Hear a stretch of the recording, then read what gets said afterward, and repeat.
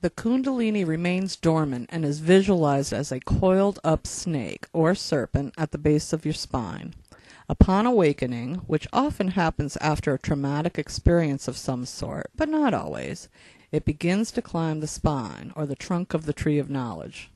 Along the way, it passes through each chakra. Christ explained it to me as breaking through a membrane. I didn't know what that meant at first. I was thinking he meant energetic veil, but he eventually gave me the word synapse. I'm no scientist, but after reading a little bit on the subject, I believe he's saying the Kundalini is a neurotransmitter that travels up the spine. It branches out and binds to the membrane of the next neuron, then the next, and the next, and the next, while it passes through each of the chakras. The Kundalini seems to be a messenger, as well as the way we connect to the Christ consciousness, like climbing the trunk of a tree to get up to the juiciest fruit. I used to think of Kundalini as strictly energetic, but it seems Christ is telling me that it is also physical, yet microscopic.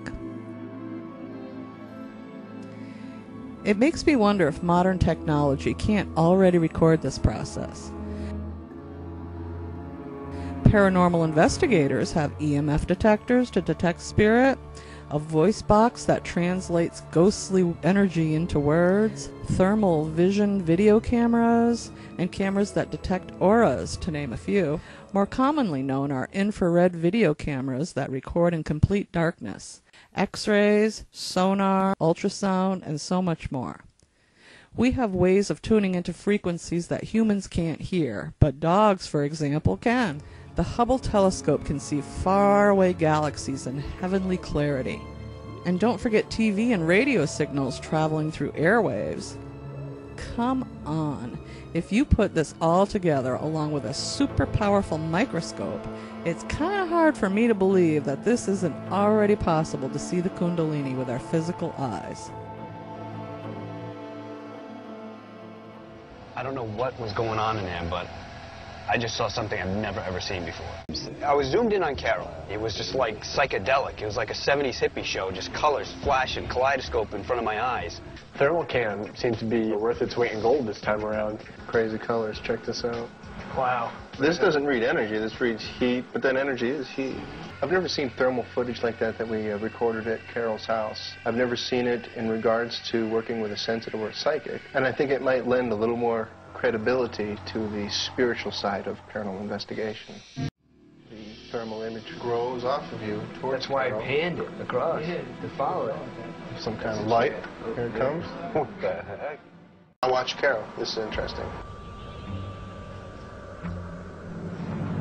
As soon as he moves his hand, kind of wipes it away.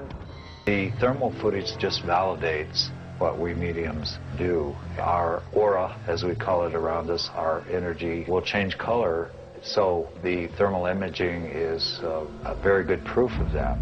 It's pretty weird, man. I don't know, man. That'll make you think. With that being said, let's just pretend for a moment that the DNA ladder is a drawing of the Kundalini. Maybe scientists don't want to call it Kundalini because then they'll have to give credit to ancient schools of thought such as Buddhism that have known about it all along. I personally think scientists would look so much smarter if they just come right out and say that they can now prove the Kundalini exists.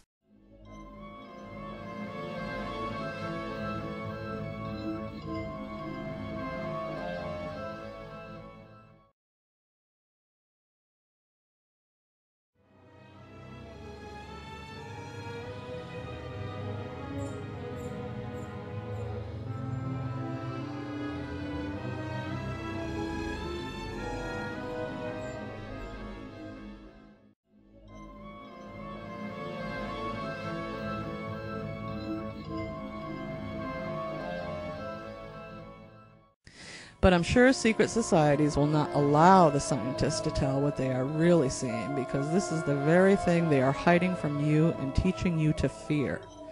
You know what I mean. When your religion teaches you to fear Buddhists so much that you're afraid to learn anything about it, truly, if you did learn about it, you would no longer be under their control.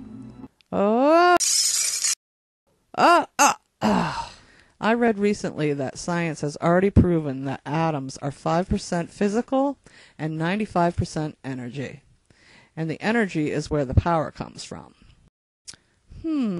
So, since humans are made of atoms, it looks like science has already proven that we are 95% spirit. Why don't they just come out and say it in a way that the layperson can understand? Basically, it all comes down to fear and ignorance. When you bring up the subject of spirit around a person who hasn't found the courage to educate themselves, the first thing their mind does is regurgitate something they've seen in the movies. Really, people, there is really nothing that dramatic going on here. We're all made of the same stuff. Your body is not solid. It is made up of molecules, and all molecules are made up of at least 2 atoms. DNA is made of atoms. It holds all information about you and your ancestors, as well as your natural tendencies, which may or may not come to fruition given the fact that God gave you free will. DNA was first discovered way back in 1869. In 1953, the double helix model of DNA structure was publicized. But the first time I ever heard of DNA was during the O.J. Simpson murder trial in 1995. If DNA is the Kundalini, as I suspect it is, scientists could have begun educating the masses about the Kundalini over 15 years ago, when the subject of DNA first went public during the Simpson trial, which, I might add, was watched worldwide. People were glued to their televisions just like they are today as we watch the Casey Anthony murder trial. In fact, Simpson's trial was even bigger.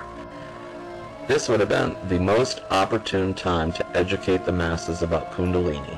We would all be so much better off today if we knew.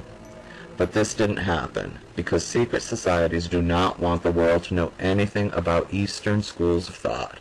They only promote guilt, shame, and punishment, which happens to be that fire and brimstone mentality of Western religions.